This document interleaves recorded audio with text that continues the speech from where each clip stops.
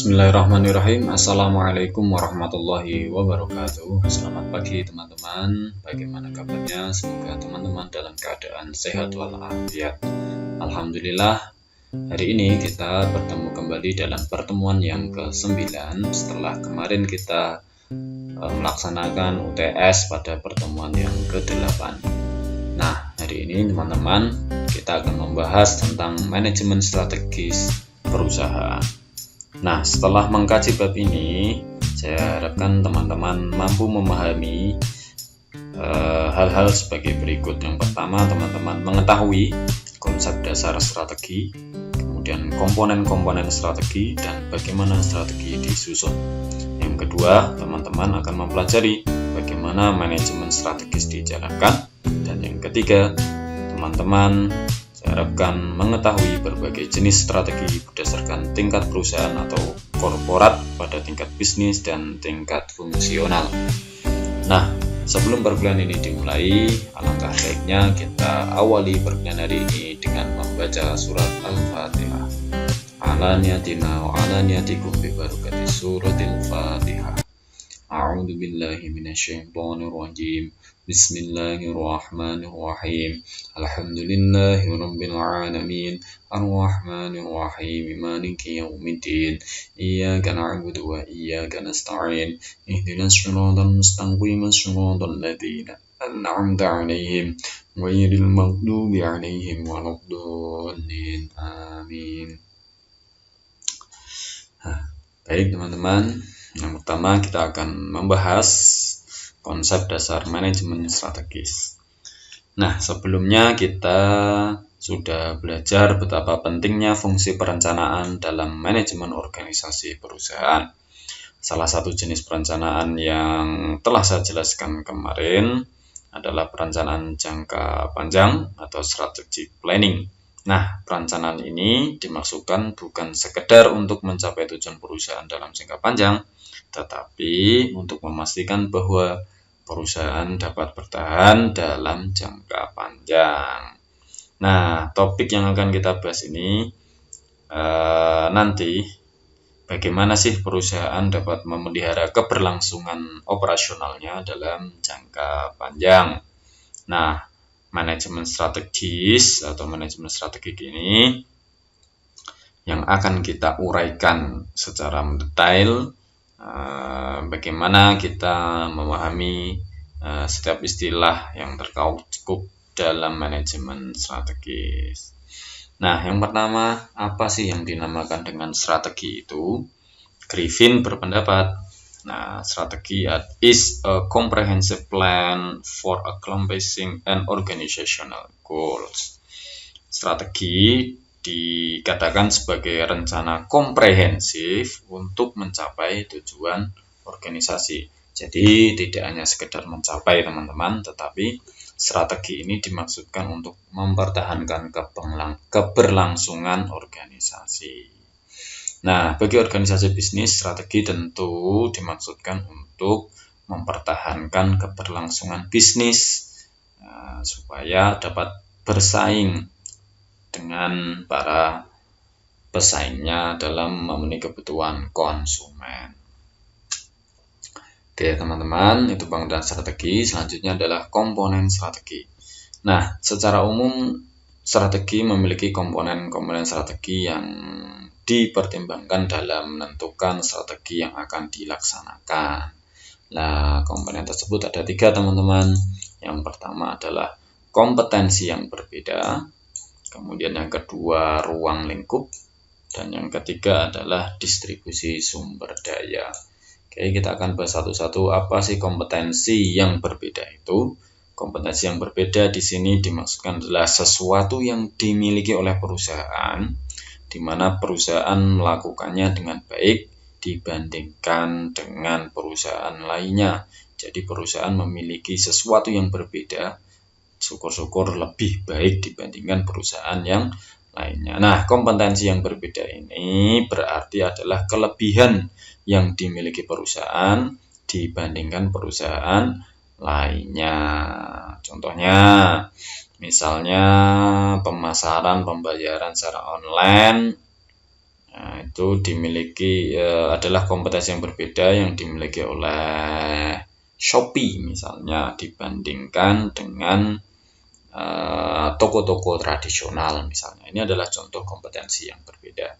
Kemudian yang kedua adalah ruang lingkup. Maksudnya gimana ruang lingkup itu? Ruang lingkup itu adalah lingkungan di mana organisasi atau perusahaan tersebut beraktivitas. Nah, baik itu secara lokal, regional, atau internasional. Nah, ini adalah ruang lingkup dari kegiatan organisasi. Maka strategi yang dilakukan itu mencakup ruang lingkup yang dihadapi oleh perusahaan. Dan yang ketiga adalah distribusi sumber daya. Maksudnya gimana, Pak? Distribusi sumber daya itu adalah bagaimana sebuah perusahaan memanfaatkan dan mendistribusikan sumber daya yang dimilikinya dalam menerapkan strategi perusahaan. Contohnya apa? Contohnya perusahaan Honda misalnya memanfaatkan profit yang diperolehnya dari dari Jepang yang diinvestasikan di Indonesia sebagai strategi ekspansi yang dilakukannya. Misalnya begitu. Ini adalah contoh komponen strategi di bidang distribusi sumber daya. Oke, selanjutnya adalah jenis-jenis strategi. Nah, menurut Griffin, secara umum strategi itu dapat dibagi menjadi dua hal. Yang pertama adalah strategi pada tingkat perusahaan, dan yang kedua strategi pada tingkat bisnis. Nah, jadi strategi perusahaan atau corporate level strategi atau strategi level korporat ini dilakukan perusahaan sehubungan dengan persaingan antar perusahaan. Nah, persaingan ini misalnya contohnya adalah Indomie dengan Wings Food, Indofood dengan Wings Food ya. Jadi pada level perusahaan ini menunjukkan persaingan antara kelompok Indofood dan Wings Food melalui misalnya contohnya mie sedap dan Indomie misalnya begitu. Nah, ini adalah persaingan pada bisnis makanan. Nah, kalau pada level bisnis ya, ini adalah alternatif strategi yang dilakukan oleh perusahaan sehubungan dengan persaingan bisnis yang dijalankannya pada beberapa jenis bisnis yang diperdagangkan. Kalau contohnya tadi antara mie sedap dan Indomie ya, ini pada dasarnya menunjukkan strategi pada tingkat bisnis, yaitu bisnis mie instan. Nah, itu adalah kalau tadi di tingkat perusahaan adalah perusahaannya, kalau ini adalah di bisnisnya, yaitu bisnis mie instan. Kemudian yang ketiga ada namanya strategi tingkat fungsional. Strategi tingkat fungsional itu apa? Iklan yang berganti-ganti pada, contohnya ya, iklan yang berganti-ganti pada produk Sunsilk dan Pantene misalnya, ini seolah-olah saling membalas ya.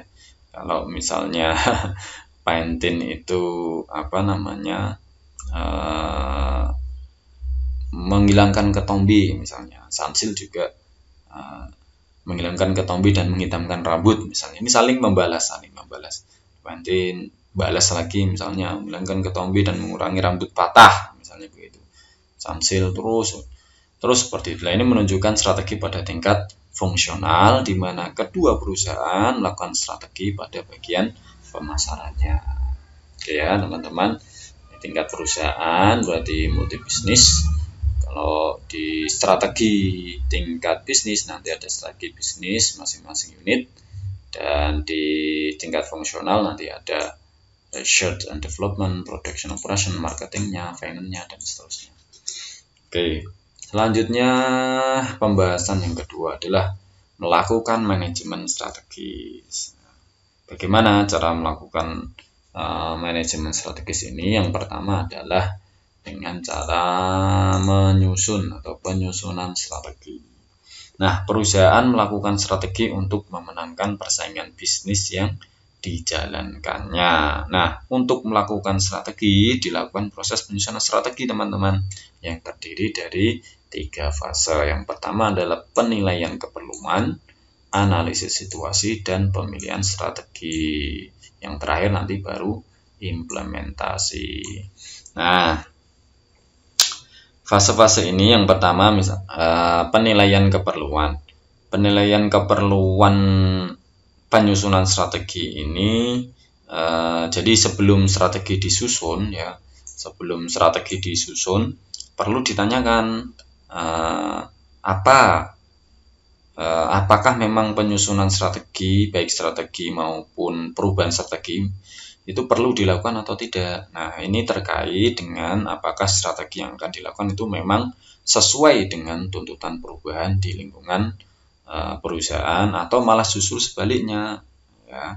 Jadi fase untuk menilai perlu tidaknya sebuah strategi ini menjadi fase yang memakan waktu cukup lama teman-teman, karena ini berkaitan dengan persaingan ya, Oke. Kemudian yang kedua adalah analisis situasi.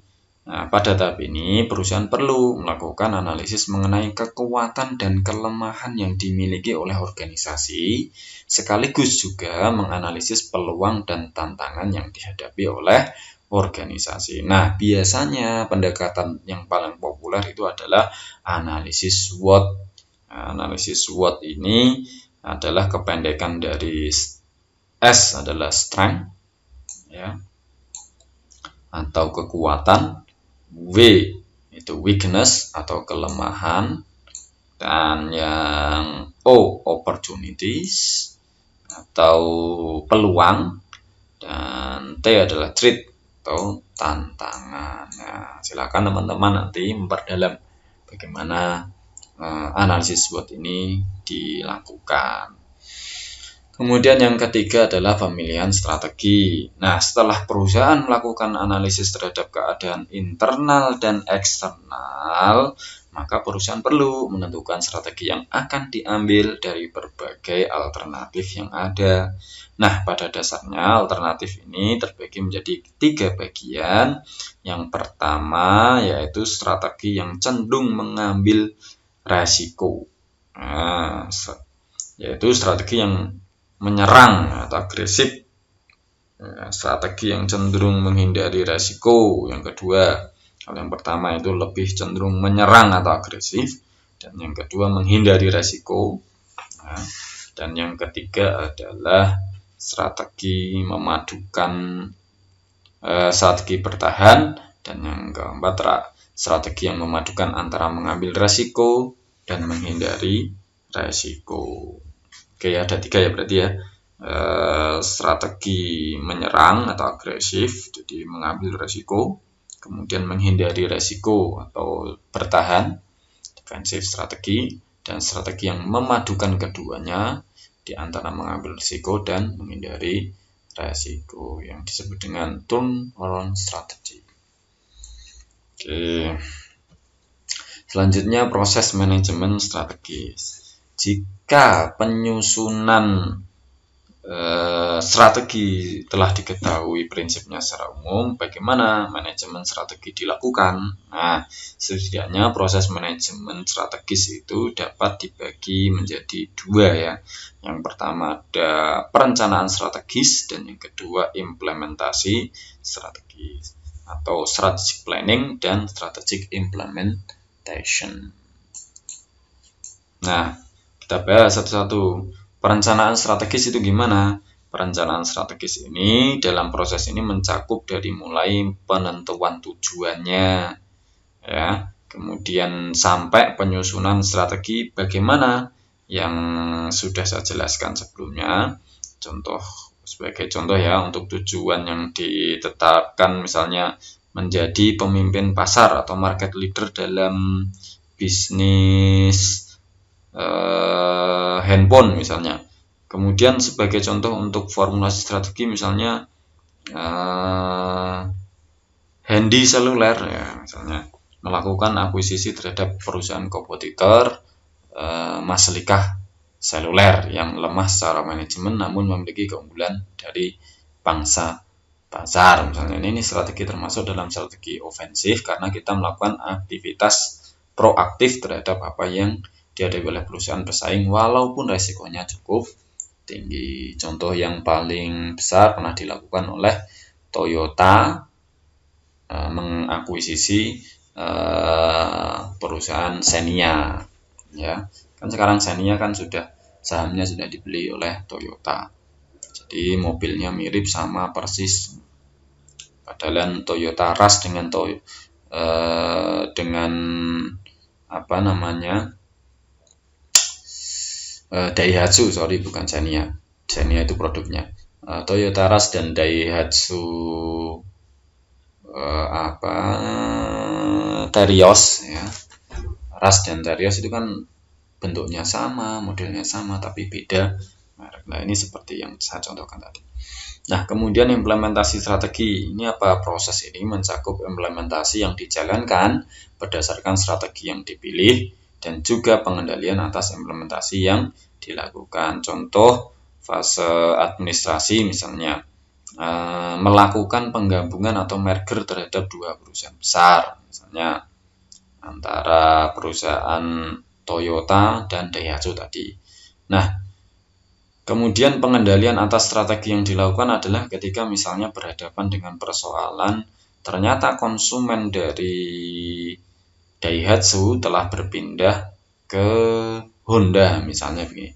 Nah, keadaan ini tidak sejalan dengan tujuan yang ingin dicapai untuk menjadi pemimpin pasar dalam otomotif mobil khususnya, karena prediksinya Toyota itu untuk meraih pangsa pasar dari Daihatsu ternyata gagal, malah konsumen Daihatsu berpindah ke konsumen Honda misalnya begitu. Nah, ini adalah salah satu proses penyusunan strategi dalam implementasi strategi. Nah, selanjutnya adalah tingkatan strategi. Nah, setelah kita tahu konsep dasar strategi dan proses manajemen strategis yang saya jelaskan tadi, maka pertanyaannya adalah strategi mana yang harus kita pilih untuk setiap tingkatan strategi. Nah, strategi perusahaan atau corporate level, strategi tingkat perusahaan, bagaimana strategi untuk tingkatan bisnis, dan bagaimana strategi tingkatan fungsional. Nah, kita akan bahas di sini. Oke, strategi di tingkat korporat. Yang pertama di level perusahaan ya teman-teman tadi. Nah, strategi untuk tingkat perusahaan atau korporat ini adalah strategi yang akan dilakukan perusahaan untuk menjawab pertanyaan seperti misalnya bisnis apakah yang sebaiknya dilakukan oleh perusahaan. Nah, strategi ini juga dilakukan dalam rangka menjawab apakah jenis bisnis yang selama ini dilakukan masih perlu dilanjutkan atau tidak. Nah, terdapat dua pendekatan teman-teman, yaitu menggunakan pendekatan portofolio strategi dan main strategi. Pendekatan portofolio strategi atau strategi portofolio adalah strategi yang dilakukan perusahaan untuk meminimalkan resiko bisnis yang dijalankannya dengan apa? Dengan cara melakukan investasi di berbagai sektor bisnis. Nah, ya ini strategi ini dilakukan dengan landasan bahwa jika suatu ketika satu sektor bisnis mengalami kerugian, bisa jadi kerugian itu dapat ditutupi dari keuntungan pada sektor lain. Ya, kalau biasanya orang-orang China dia memiliki banyak cabang bisnis, ya, sehingga ketika satu bisnis ternyata gagal, bisa tertutup oleh bisnis-bisnis yang lain. Begitu juga teman-teman nanti ketika pengen terjun di dunia bisnis, misalnya harus berani mengambil langkah untuk mendiversifikasi perusahaan atau membuka cabang usaha yang lain. Nah, beberapa cara ini dapat dilakukan pada strategi portofolio ini. Yang pertama adalah acquisition atau pengembalian perusahaan tertentu. Strategi ini dilakukan dengan jalan membeli atau mengambil alih perusahaan-perusahaan lain dalam satu industri tertentu, misalnya seperti perusahaan pesaing yang tujuannya adalah mengurangi persaingan di sektor bisnis tersebut. Jadi untuk mengurangi pesaing, tidak dibeli aja perusahaannya. Sering kayak gitu, misalnya Google itu sering membeli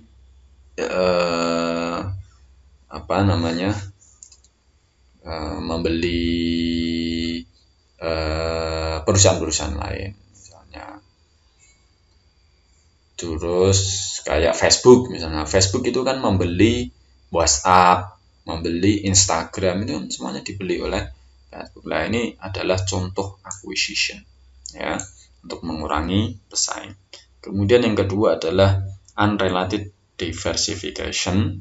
Ini strategi ini dilakukan dengan cara membentuk suatu bisnis pada sektor baru atau mengambil alih perusahaan yang berbeda sektor dengan alasan untuk meraih peluang pada sektor lain dalam dunia bisnis. Ini contohnya biasanya perusahaan Samsung juga punya usaha yang biasanya di joint venture-kan dengan masyarakat, misalnya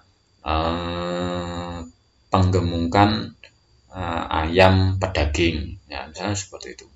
Kok Samsung, apa hubungannya perusahaan Samsung, PT Samsung dengan penggemukan ayam? Nah, ini adalah contoh dari namanya unrelated diversification. Jadi nggak berkorelasi antara usaha satu dan usaha yang lain.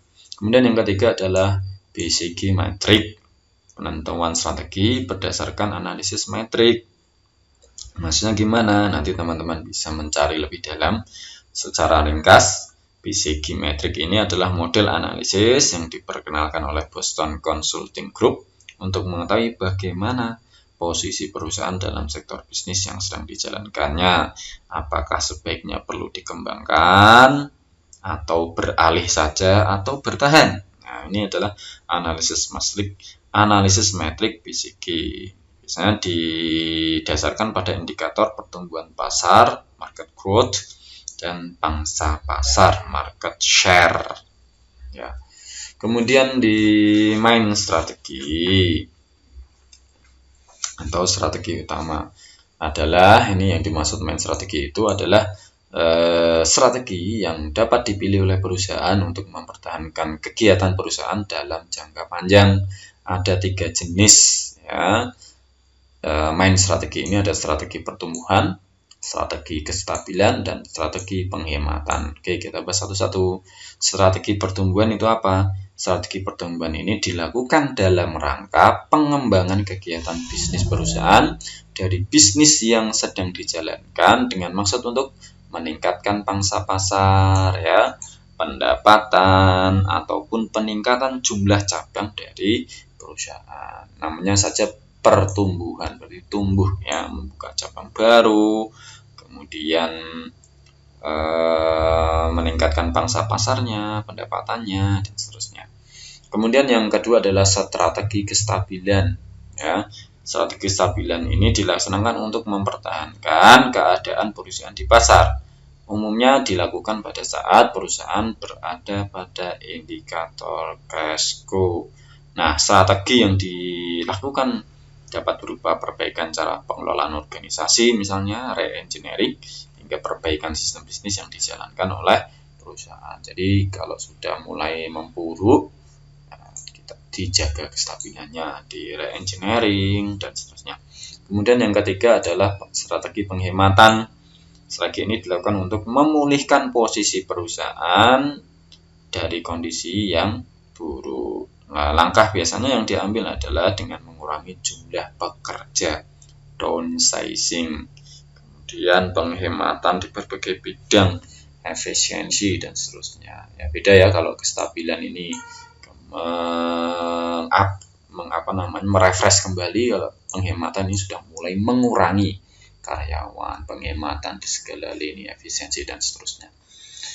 Oke, selanjutnya yang kedua adalah strategi di tingkat bisnis. Nah, strategi di tingkat bisnis ini dilakukan dalam rangka mempertahankan kemampuan kompetisi dari perusahaan dibandingkan para pesaingnya yang sama. Nah, untuk mengetahui posisi perusahaan di tengah persaingan, perlu dilakukan analisis dari perusahaan tersebut yang menggambarkan posisi perusahaannya gimana, pesaingnya gimana, pemasoknya gimana, juga pelanggan yang yang dari produk bisnis yang dijalankan.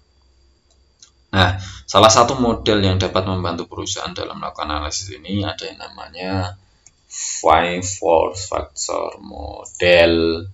5 force factor model ini, dari kata 5 ini berarti ada 5 ya. Nah, ini terdiri dari beberapa faktor. Yang pertama adalah pelanggannya.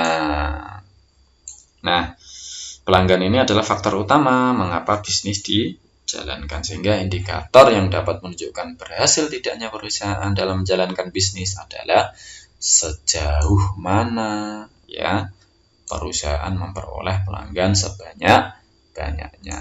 Ini adalah salah satu faktor penting ketika menyusun strategi di tingkat bisnis.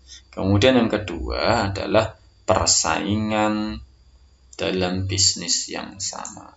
Ya, harus diperhatikan. Setelah memperhatikan pelanggannya siapa yang akan dibidik, kemudian perhatikan pesaing yang sama.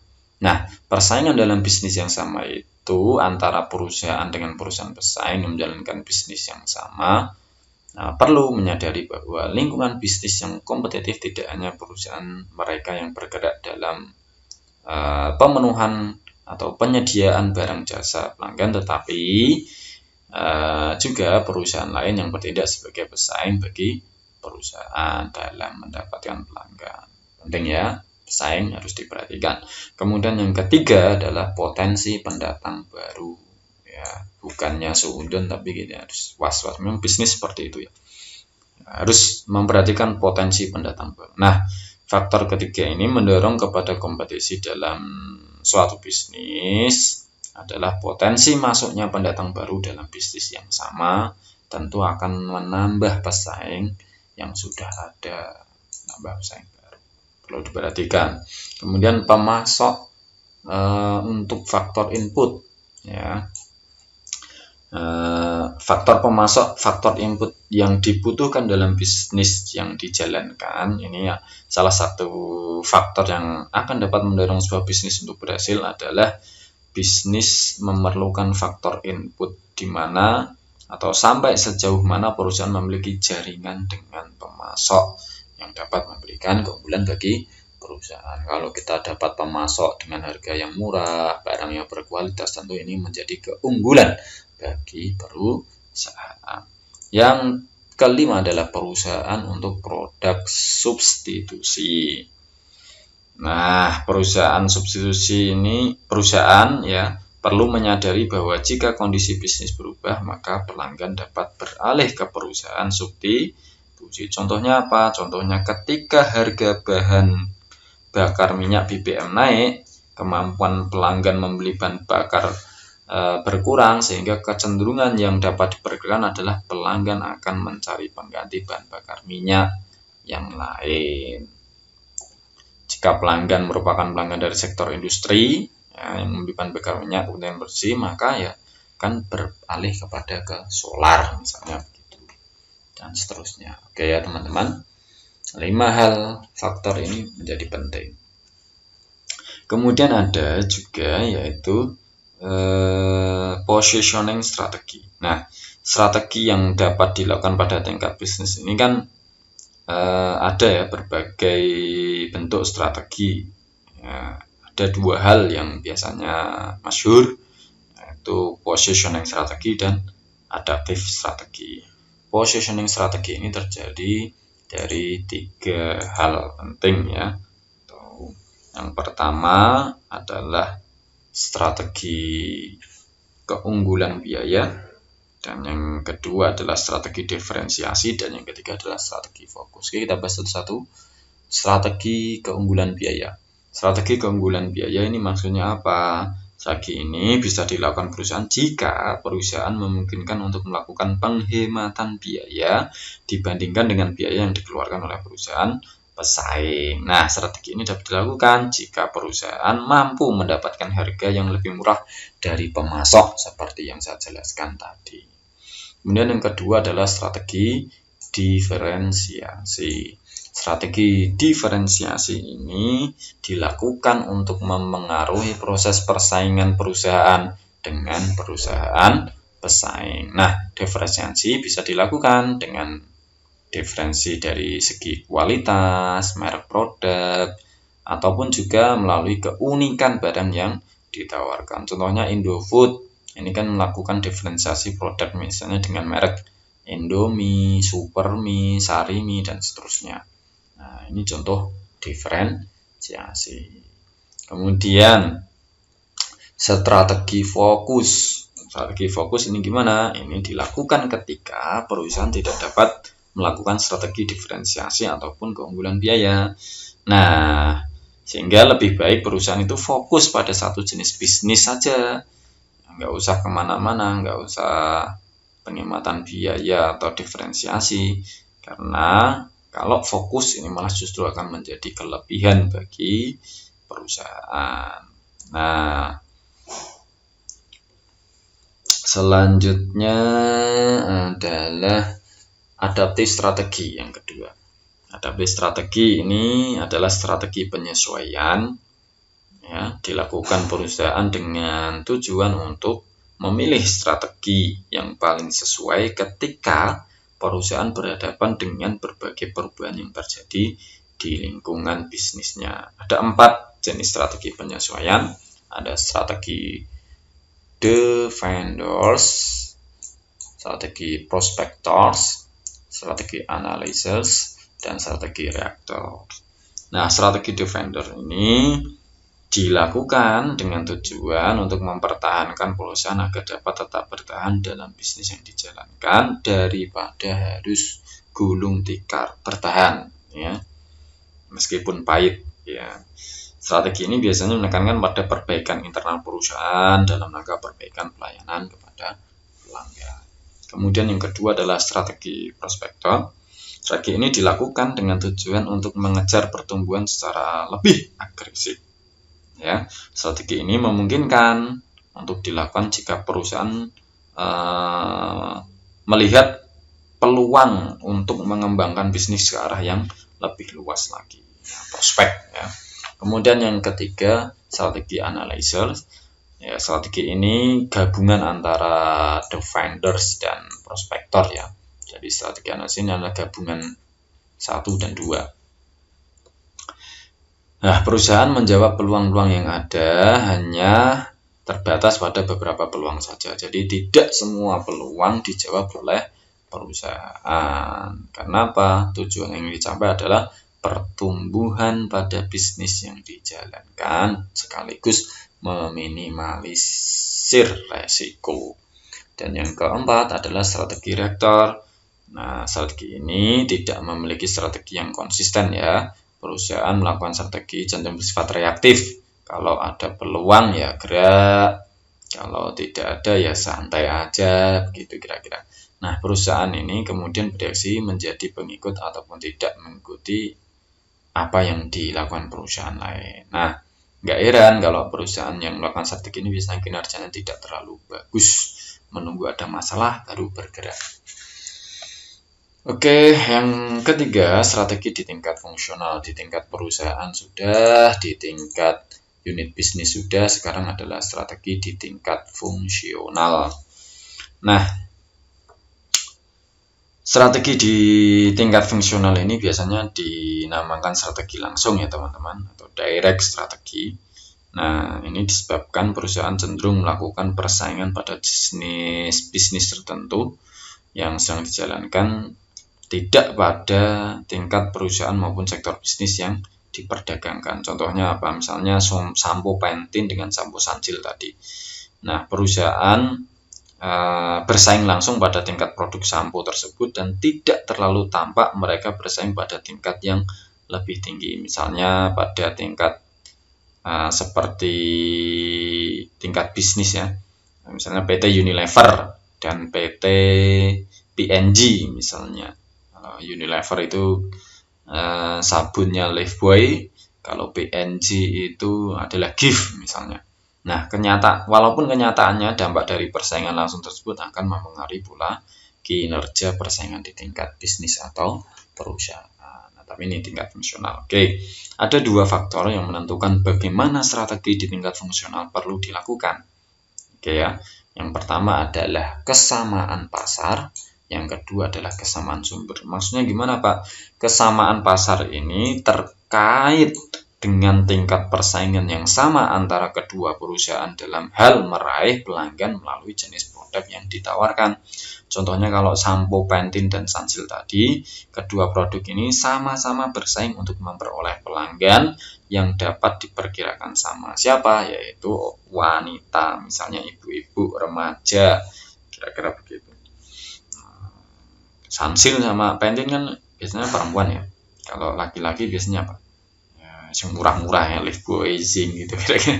Nah, akibat dari persaingan ini, kedua perusahaan akan bersaing secara ketat dalam rangka memperoleh pelanggan melalui berbagai cara yang mungkin dapat dilakukan oleh perusahaan. Apakah dari segi efisiensi biayanya, kemudian agresivitas dalam periklanan, dan lain sebagainya. Kemudian kedua, kesamaan sumber. Maksudnya gimana, Pak?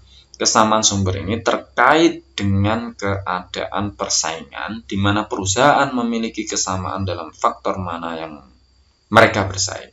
Contohnya dalam kasus persaingan sampo tadi, kedua produk tersebut sama-sama memiliki sumber persaingan yang sama. Misalnya adalah pada bauran periklanannya.